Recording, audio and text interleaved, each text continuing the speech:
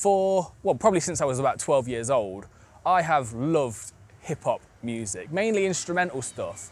Artists like Ninth Wonder, Cooking Soul, Flamingosis. I've always kind of desired to be the person who could make that kind of music. I've always kind of had that desire in the back of my mind, but I've always just believed straight up that I just can't do that.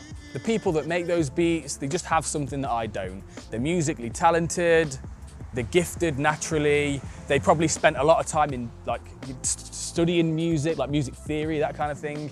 And I just couldn't be that guy. I've come across a few ideas that helped me put myself out there in this way and helped me stop hiding and actually start to engage in this creative process. And it's these 3 ideas that I am going to share with you right now. Idea number 1, everything is practice. This really helped me because I started to view things as, like everything that I did creatively, as just the opportunity for progress. The thing that was tripping me up before was I was expecting perfection. I was thinking that if I can't create a beat that sounds amazing, I might as well not bother. Or other people will sort of see this beat and laugh at it, and I'll feel embarrassed and that kind of thing. But when I started to view the whole process as just being practice, everything's practice, it kind of had this motivating effect on me that I didn't actually mind failure. I didn't mind making a beat that was bad. Which I did exactly do, by the way. Listen to this one. Ugh. I'm so all alone. I'm so all alone. When I miss you, Brandy, miss you. I kinda. It's really embarrassing. But that doesn't matter because everything's practice. You can just make progress, you can learn from it. Idea number 2 that really helped me was everything is difficult at the start. Admittedly, when I first started making beats, I felt like I was a chimp at the seat of a Boeing 737 looking at all the gears and dials and stuff, and I was like, okay, I don't know what all this is.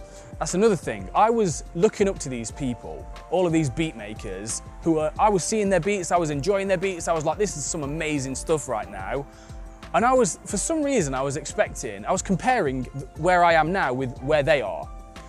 But it occurred to me that they were probably just as bad as I was when they started, right? Like the first time they started making a beat, they were probably just as clumsy as I was. So a more motivating way of viewing it is to recognize that the people that you look up to, they had to start somewhere.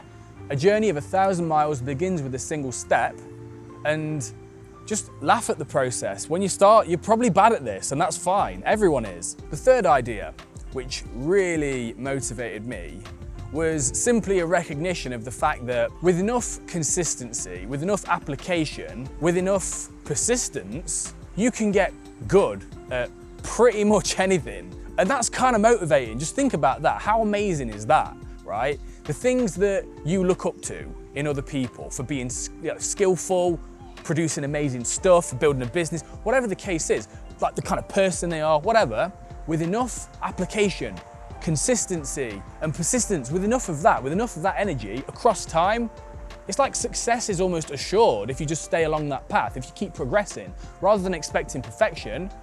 If you just maintain this sort of progress attitude, you'll eventually get there. That means that the life you want to live, the person that you want to be, the skills you want to develop, the things you want to create, the stuff you want to do, it all lies on the other side of progress and consistency and persistence. So maintain that, remember that, and let that motivate you. You're going to get there eventually.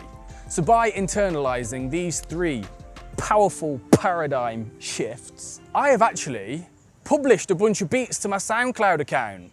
Check me out. Check it out, y'all. Every word I say, I mean. You said.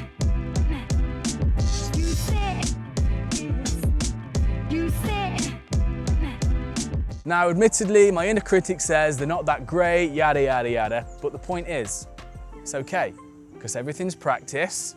Everyone was bad at the start, and eventually, I'm going to be really good at this. And the final bonus tip I want to leave you with is to do the thing for the joy in itself. which is precisely why I make beats. I do it because I love it. I don't force myself to do it into thinking I need to become this kind of person or I need to achieve this and then I'll be okay. It's like, no. I make beats because making beats is great. So if you want to paint, if you want to like go on a bunch of dates, if you want to improve that area of your life, whatever it is you want to do, just don't miss the wood for the trees and don't miss the joy in the moment and the activity itself for its own sake. My name is Ollie from Icario and yeah, see you next time.